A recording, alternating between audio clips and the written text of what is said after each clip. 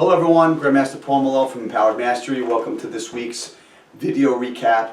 Actually, I didn't put a lot of content out for Empowered Mastery, but I have been speaking a lot to my clients towards the tail end of 2019 and the beginning of 2020. I would like to kind of share you some of the strategies and the overview that I've been doing with a lot of our clients. Most people in business will probably end up doing an annual review. I don't care if you're a doctor getting a checkup, giving a checkup to a client, or go to the dentist twice a year. You're going to go and do an assessment on your physical body, your teeth. Maybe every couple months you get your air filters checked out for your air conditioning or heating units. You get the point. And I think that we have to do an assessment on our lives as well. So one of the things I've been sharing we talk about multidimensional success. And in our book, You Have Infinite Power, we talk about identifying your core 4 areas of life, kind of like 4 tires on a car. So when I have a client kind of identify that, we identify their top 4 areas of life, right? So let's just say, for example, one area of life is health, one area of life is career or income, another area of life is maybe relationships with their significant other. Another one, let's just say, is family. You know, from our experience, we've noticed that these 4 areas have been pretty dominant in a lot of our clients' lives, right? So health, business or money or income, family, and then relationships. So again, when I'm referring to relationships, it's significant other, husband, wife, partner, spouse, etc. When I refer to family, it's like children, mom, dad, so on and so forth, right? Just so we're very clear on those areas. So what I do with a lot of my clients is I get them to identify what their top 3 goals are for that year. So as we reflect, and I challenge you to do the same, what were some of your goals as it related to health, as it related to career, anything to do with family or relationships?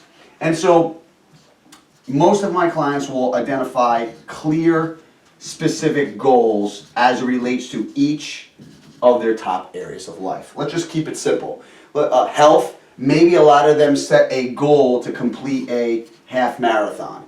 Maybe it was X amount of weight they wanted to do. You know, maybe they wanted to be, 170 pounds. Maybe it was, a percentage of body fat, okay?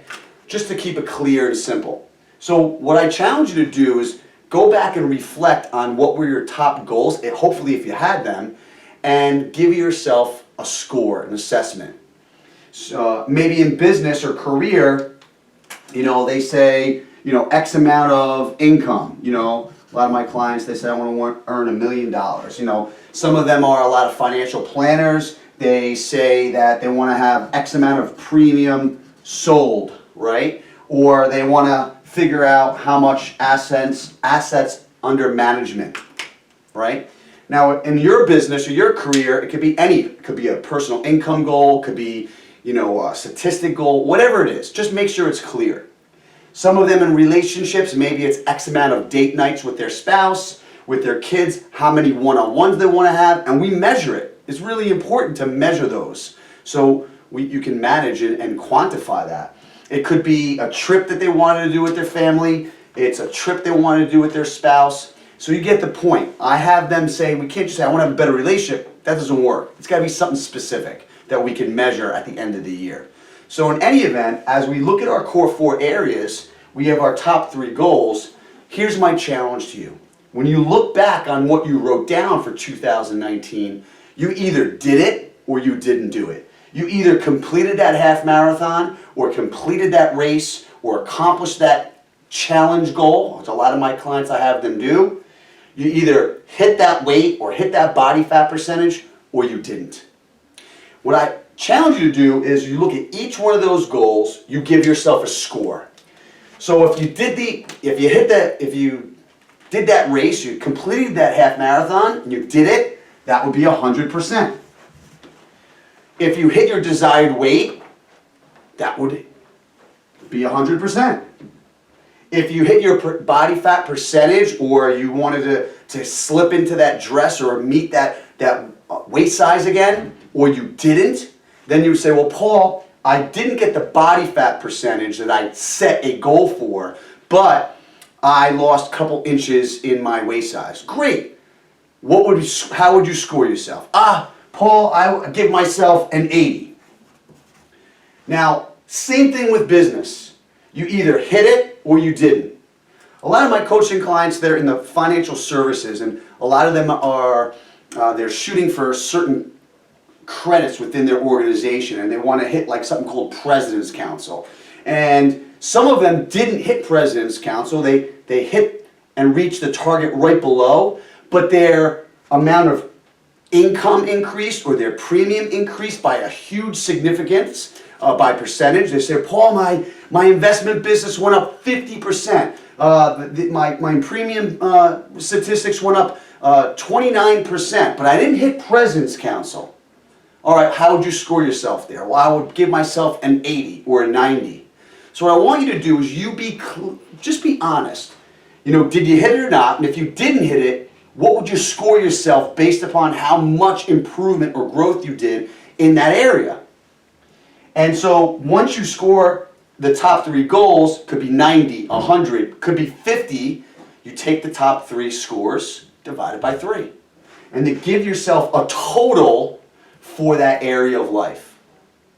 And then you can kind of see, like, you know, I was certain percentage here, certain percentage here, certain percentage here, certain percentage here.